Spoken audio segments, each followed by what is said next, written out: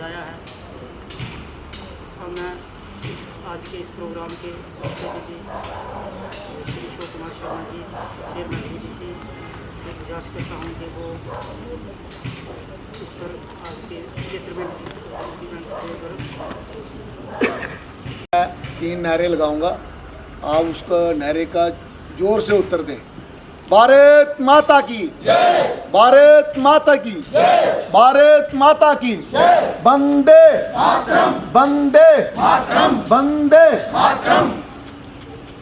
आज यहाँ पे 75वें स्वतंत्रता दिवस पर बैठे हुए वीडियो बिलावर श्री सतीश शर्मा जी, इनके साथ बैठे हुए पुलिस ऑफिसर एमए मलिक साहब,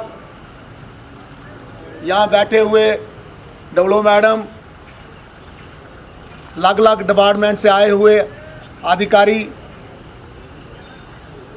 यहाँ आए हुए हमारे ग्राम सेविका, जीआरएस, कंप्यूटर ऑपरेटर, बाकी वेल्थ फोर्स के नौजवान यहाँ पे आए हुए हैं, मीडिया से आए हुए कर्मचारी, हमारे सीआईडी के आए हुए कर्मचारी।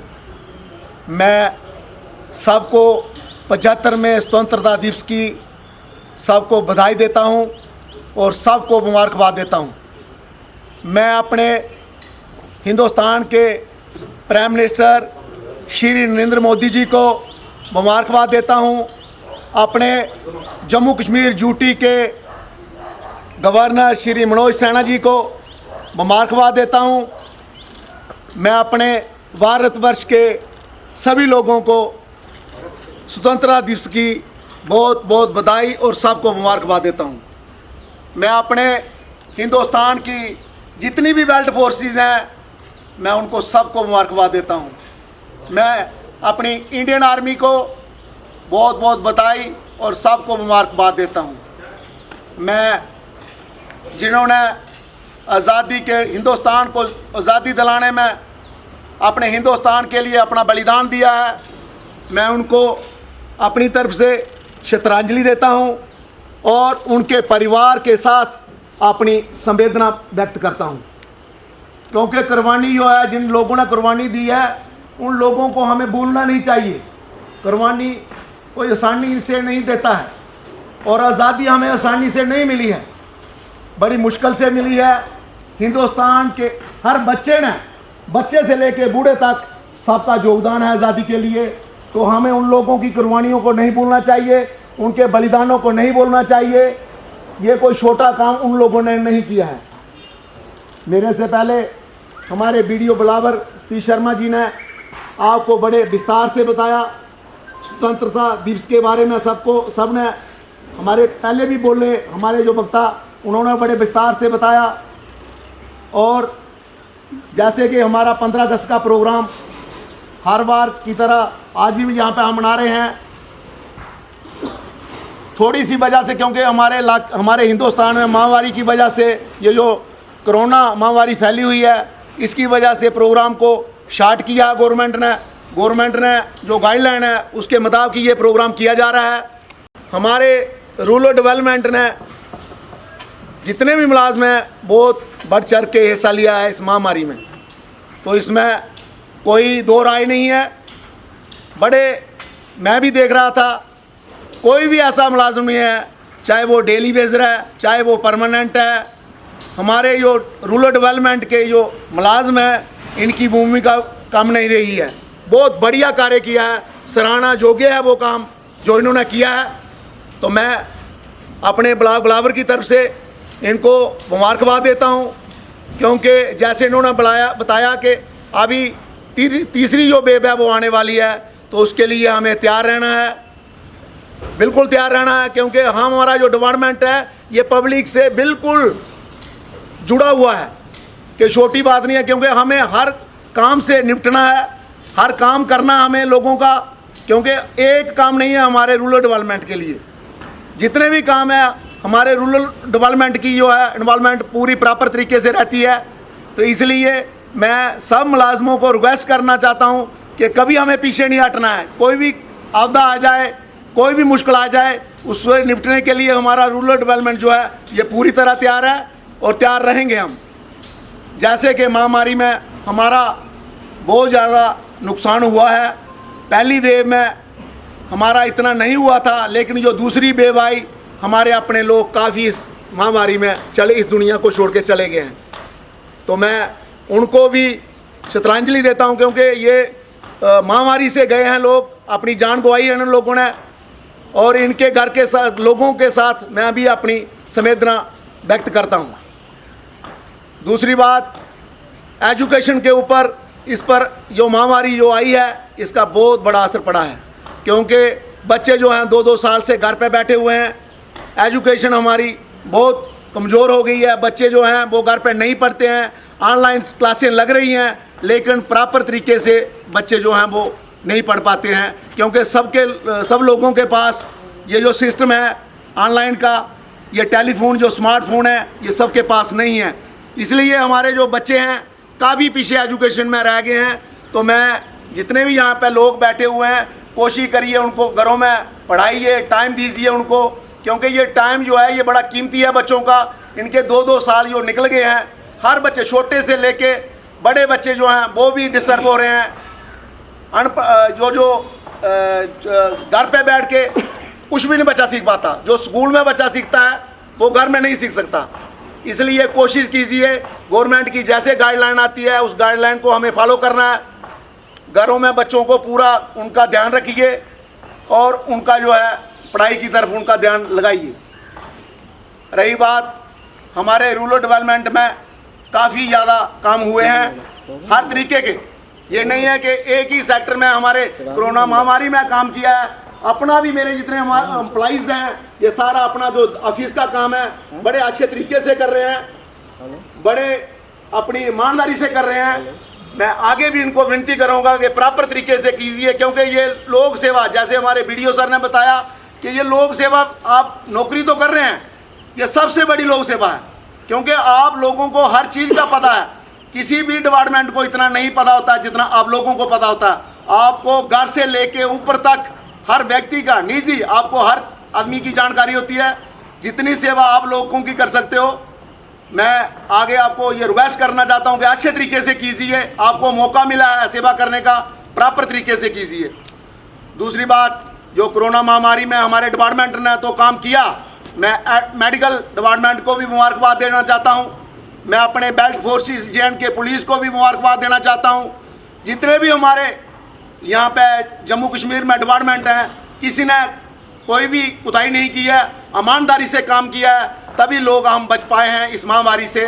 क्योंकि एक डिपार्टमेंट का ये काम नहीं था। हमारी एडमिनिस्ट्रेशन बिलावर की जो है बहुत बढ़िया काम किया है, हमारे तहसीलदार बिलावर ने बहुत बढ़िया काम, बीडीओ बिलावर बहुत बढ़िया काम किया है, एडीसी बिलावर बहुत बढ़िया काम किया है, हमारे बीएमओ ने बहुत बढ़िया काम किया है, हमारे एसएचओ बिलावर ने बहुत बढ़िया काम किया है, डीएसपी साहब ने बहुत बढ़िया काम किया है। जितनी भी एडमिनिस्ट्रेशन है किसी ने भी कोताही नहीं बरती है, तभी हम ये महामारी को कंट्रोल कर पाए हैं। तो मैं सभी डिपार्टमेंट को मुबारकबाद देना चाहता हूं और इनका शुक्रिया करता हूं, क्योंकि इन्होंने कोई भी कोताही नहीं बरती है। आगे भी ये तीसरी वेव आने वाली है, ये सभी लोग पूरा ध्यान रखें। हमें इससे अच्छे तरीके से हमें निपटना है और हमारे इलाके में जो महामारी आएगी हम उसको आने नहीं देना है। जैसे पहले हमने काम किया उससे ज़्यादा बढ़ के काम करना है। तो मैं सबको रिक्वेस्ट करना चाहता हूँ कि सभी लोग तैयार रहें। और दूसरी बात ये मैं कहना चाहता हूँ कि सभी लोग तो मेहनत कर रहे हैं, मेहनत ही एक ऐसा माध्यम है जिससे आदमी अपनी ऊंचाइयाँ छू सकता है। आप देख रहे हो, पढ़ाई में भी मेहनत करो, काम में मेहनत करो। उन लोगों का नाम है जिन लोगों ने मेहनत की है, वही लोग आगे पहुँचे हैं जिन लोगों ने मेहनत की है। बिना मेहनत किए हुए कोई भी व्यक्ति अंदर आगे नहीं पहुँच सकता। जो लोग आज आप देख रहे हो, हमारे प्लेयर हैं, हमारे क्रिकेटर हैं, हमारे लीडर हैं, हमारे आईएएस हैं, हमारे मिनिस्टर हैं, इन लोगों ने मेहनत की है। ये नहीं हम लोग कह सकते हैं कि इन लोगों ने मेहनत नहीं की है। मेहनत ये एक ऐसा रास्ता है, मैं प्रैक्टिकली खुद ये आपको ये बताना चाहता हूँ कि मेहनत के बगैर कोई भी आपको आसानी से आगे नहीं पहुँच सकते। आप अपनी तरक्की नहीं कर सकते, आप अपने घर की तरक्की नहीं कर सकते, आप अपने समाज की तरक्की नहीं कर सकते जब तक आप लोग मेहनत नहीं करोगे। मेहनत करना कोई बुरी बात नहीं है, आप मेहनत कीजिए और मेहनत के साथ साथ अपना दिमाग भी लगाइए। जहाँ आपको पहुँचना है उसके लिए उतनी मेहनत भी करनी पड़ेगी। इसलिए मैं सभी भाइयों को कहना चाहता हूँ, आप भी आगे मैसेज दीजिए, जहाँ आप जाते हो कोई भी और विकल्प नहीं है आगे शॉर्टकट के आगे हम पहुँच जाएंगे, हम इस रास्ते से पहुँच जाएंगे। अगर आप मेहनत करोगे आपको कोई भी दुनिया में नहीं रोकने वाला, आपकी जगह आपको मिलेगी, लेकिन आपको मेहनत करनी पड़ेगी। इसलिए मैं सब लोगों को यही कहता हूँ, जहाँ भी जाता हूँ, मेहनत ही एक ऐसा माध्यम है जिससे आप अपनी मंजिल तक पहुँच सकोगे। तो मैं सबको फिर दोबारा आज के इस स्वतंत्रता दिवस 75वें स्वतंत्रता दिवस पर मैं सबको बधाई देता हूँ, सबको मुबारकबाद देता हूँ। खासकर मेरी जो बहनें हैं यहाँ पे आई हुई, इन्होंने बहुत अच्छा यहाँ पे ये जो नेशनल सॉन्ग यहाँ पे गाया है। वैसे भी इनकी एक्टिविटीज़ जो हमारे ब्लॉक में है सबसे बढ़ चढ़ कर है, इसमें कोई भी दो राय नहीं है। हमारी जितनी भी यहाँ पे बहनें हैं, मैं इनकी जितनी तारीफ करूँ उतनी कम है। और सबसे बढ़ चढ़ कर ये हिस्सा लेती हैं हर प्रोग्राम में। मुझे बहुत खुशी हुई कि इन्होंने आज इतनी बढ़िया तैयारी की थी और अच्छा लगा। ऐसा ही आगे के लिए ये तैयार रहें और अपने ब्लॉक को अच्छा तरीके से आगे पहुँचाएँ। और उनकी तारीफ भी होती है जो काम करता है। औरतें किसी सेक्टर में कम नहीं है। अभी आपने देखा टोक्यो ओलंपिक गेम में हमारी महिलाएं ने जो गोल्ड मेडल लिया है, तो बड़े गर्व की बात है कि छोटी बात नहीं है कि गोल्ड मेडल लेना कोई छोटी बात नहीं है। मैं आपको छोटा सा एक उदाहरण देना चाहता हूं। मैंने आपको नहीं कहीं भी बताया, क्योंकि हमने पहले थोड़े दिन पीछे 2-4 महीने पहले हमें केरला में जाने का मौका मिला। गवर्नमेंट ने हमें ट्रेनिंग के लिए हमें वहाँ केरला में भेजा। मैं आपको केरला की बात बताना चाहता हूँ। वो स्टेट डेवलप इसलिए हैं कि यहाँ हमारा 33% रिजर्वेशन है लड़कियों की, औरतों की, तो वहाँ 50% है केरला में। औरतों की भागीदारी जो पंचायत में है वहाँ सभी जगह में 50% है। लेकिन बड़ी खुशी की बात है कि वो पुरुषों से 10% छीन के लेती हैं। उनकी जो भागीदारी पंचायतों में है वो 60% है, 60% उनकी भागीदारी है। और इतनी एक्टिव है वहाँ की महिलाएं, हमें देख के हम परेशान हो गए कि पुरुषों से ज़्यादा वो जो महिलाएं हैं इतना हर सेक्टर में वो बढ़ चढ़ कर काम कर रही हैं। त्रिशूल हम डिस्ट्रिक्ट त्रिशूल में हम गए। जो हमारी डिस्ट्रिक्ट, पहले तो मैं पंचायत की बात करूंगा, वहाँ की जो सरपंच थी वो महिला ही थी। हम ब्लॉक लेवल पर ब्लॉक पंचायत में गए तो वहाँ भी जो ब्लॉक चेयरपर्सन थी वो महिला ही थी। मैं आपको बताना चाहता हूँ सर, डिस्ट्रिक्ट पंचायत में गए वहाँ भी महिला ही थी। तो ये मैं आपको बताना चाहता हूँ कि वो ओपन भी 10% लेती हैं। रिजर्वेशन उनकी 50% आ गई, ओपन भी वो 10% ले लेती हैं। तो कितना काम करती हैं। मुझे ये लगा वहाँ जाके कि महिलाएं जो हैं वो बढ़ चढ़ कर हर सेक्टर में वो एक्टिव हैं। हमें वो जहाँ भी दिखाई दी, उन्होंने जो अपनी कमेटी बनाई हुई है, हर तरीके का जहाँ पंचायत लेवल पे जो काम होता है, महिलाएं जो हैं वो बढ़ चढ़ कर हिस्सा लेती हैं और पुरुष पीछे बैठते हैं। वहाँ सीखने का हमें बहुत कुछ मौका मिला। मैं आपको बता देना चाहता हूँ, वहाँ पंचायत की जो त्रिशूल पंचायत है, डिस्ट्रिक्ट पंचायत में हम गए थे। पंचायत की जो इनकम है 80 करोड़ रुपया सालाना इनकम है पंचायत की, 80 करोड़ रुपया। और जो ब्लॉक पंचायत है वहाँ की जो उनकी इनकम है वो 35 करोड़ रुपया है। जो डिस्ट्रिक्ट पंचायत है वहाँ की इनकम उनकी 30 करोड़ है। मतलब पंचायत लेवल पे उनकी इनकम जो है वो 80 करोड़ है। तो ये लगाइए कि उनमें कितनी ईमानदारी है, उनमें उन लोगों में वो स्टेट तभी आगे डेवलप हुई है कि उन लोगों में इतनी अवेयरनेस है, इतनी इंसानियत है कि हम लोग सोच भी नहीं सकते। हमें वहाँ से बहुत कुछ सीखने को मिला। मैं जहाँ भी जाता हूँ उस स्टेट की बात हर जगह पे करता हूँ। क्यों करता हूँ? क्योंकि वो स्टेट डेवलप है। मैं चाहता हूँ कि मेरी स्टेट भी ऐसे हो। वहाँ तो है सब कुछ उन्होंने लोगों ने खुद बनाया हुआ है। हमें तो कुदरत ने दिया हुआ है। जितनी भी प्लांटेशन है, जितने भी हमारे जंगल हैं, हमारी ये टोपोग्राफी, हमारा जो मौसम है, हमारा जो क्लाइमेट है, ये तो हमारा कुदरत ने दिया हुआ। वहाँ उन्होंने जितनी भी प्लांटेशन की हुई है ये उनकी खुद की हुई है। तो मैं ये बता देना चाहता हूँ कि केरला का सिस्टम कैसे है। जैसे हमारा ये ब्लॉक बीडीसी चेयरपर्सन और ब्लॉक ये डेवलपमेंट ऑफिसर यहाँ पे बैठते हैं, वहाँ पंचायत का जो ऑफिसर, पंचायत का उनका सरपंच का जो दफ्तर है, वहाँ एग्रीकल्चर, हार्टिकल्चर, ये वेटनरी, ये जितने भी डिपार्टमेंट हैं, 3-4 डिपार्टमेंट, और ये सारे पंचायत में बैठते हैं। पूरी जो अपनी प्लानिंग है सभी लोग ये बैठ के वहाँ करते हैं। और अपना जो काम है ये अपनी उस पंचायत में बैठ के करते हैं। जो पंचायतें डिसीजन करती हैं वही ये ऑफिसर मानते हैं और ये मिल के चल रहे हैं। मैं ये वहाँ देख के आया कि वहाँ ऑफिसर अपने आप को ऑफिसर नहीं समझता, सरपंच अपने आप को सरपंच नहीं समझता, चेयरपर्सन अपना जो है वो चेयरपर्सन अपने आप को चेयरपर्सन नहीं समझता, वो सभी लोग जो है मिलके काम करते हैं और ईमानदारी से काम करते हैं, तभी वो स्टेट डेवलप है। इसलिए मैं ये कहना चाहता हूँ कि हमारी स्टेट में भी ऐसा महिलाएं जो है उनको आगे लाने का पूरा प्रयास किया जाए, उनको किसी भी सेक्टर में दबाया नहीं जाए, क्योंकि महिला जब आगे आएगी तो हमारी स्टेट, ये मैं कहना चाहता हूँ आपको कि वो दिन दूर नहीं है, हमारी स्टेट भी है केरला की तरह बन सकती है। इसलिए हमें महिला को पीछे बिल्कुल नहीं धकेलना है। उनसे आज आप देख रहे हो कि पहली बार हमारा यहाँ हुआ कि पंचायतों में सरपंच जो वो महिलाएं बनी, बीडीसी बनी और डीडीसी बनी। पहले स्टार्ट में थोड़ी सी मुश्किल आती है, पहले मुश्किल 1 साल 1 टर्म आएगी, लेकिन आने वाले टाइम में ये कोई भी मुश्किल आने वाले नहीं है। जो महिला है अपने ईमानदारी से काम करती है, डेडिकेशन के साथ काम करती है और उस काम को सक्सेस भी करती है। इसलिए हमें महिलाओं को मैं अपने बीजे जी का नाम लेना भूल गया था, क्योंकि ये यहाँ बैठे हमारे अच्छे कार्यकर्ता हैं, 1-2 अपना ऑफिस का काम कर रहे हैं और जो भी इनको टास्क दिया जाता है ये उसको पूरा अच्छे तरीके से निभाते हैं। मैं इनको भी आज के दिन की मुबारकबाद देता हूं और सब जितना भी स्टाफ है मैं दिल की गहराइयों के साथ सबका शुक्रिया अदा करता हूं। मैं ज़्यादा टाइम नहीं लूँगा। जय हिंद, जय भारत।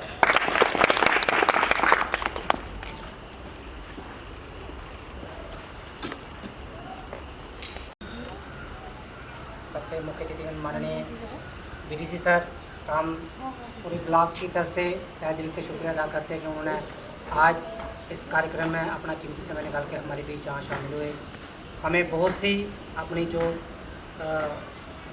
बचपन की बातें, जो प्रैक्टिकल चीज़ें जो उन्होंने हमारे साथ शेयर की, वो सब कुछ करने के लिए हम उनकी तहे दिल से पूरी ब्लॉक की तरफ से उनका धन्यवाद करते हैं।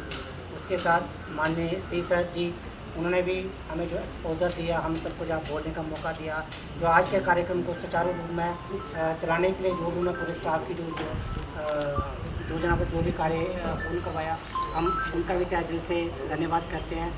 उसके साथ आज हमारे पास पुलिस के जो भी आला अधिकारी आए हैं, हम उनका भी तहे दिल से धन्यवाद करते हैं कि उनके जो भी ऐसे जो कार्यक्रम जो सेलिब्रेट किए जाते हैं, सबसे ज़्यादा जो मुल्क आज की ड्यूटी जो परफॉर्म करते हैं वो हमारे पुलिस वाले करते हैं, तो हम उनका भी दिल से धन्यवाद करते हैं। और बाकी जितने भी मेरे स्टाफ के जितने भी आला अधिकारी हैं, जिन्होंने अपना सारा ये कीमती समय निकाल के आज के इस कार्यक्रम को चार चांद लगाने में हमारी मदद की, सबका दिल की गहराई से धन्यवाद।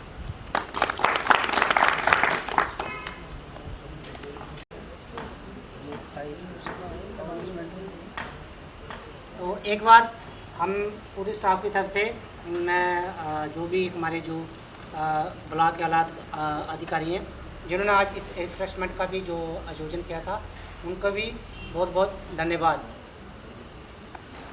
अपने आते ना CIDL वगैरह नहीं, चाह वगैरह नहीं दी।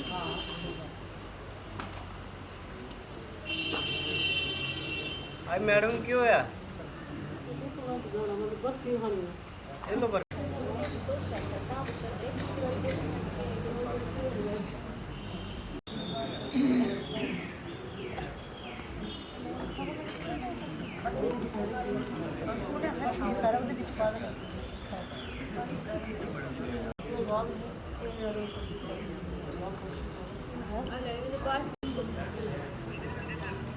तुमने रिफ्रेशमेंट का फोकस नहीं किया था वहाँ?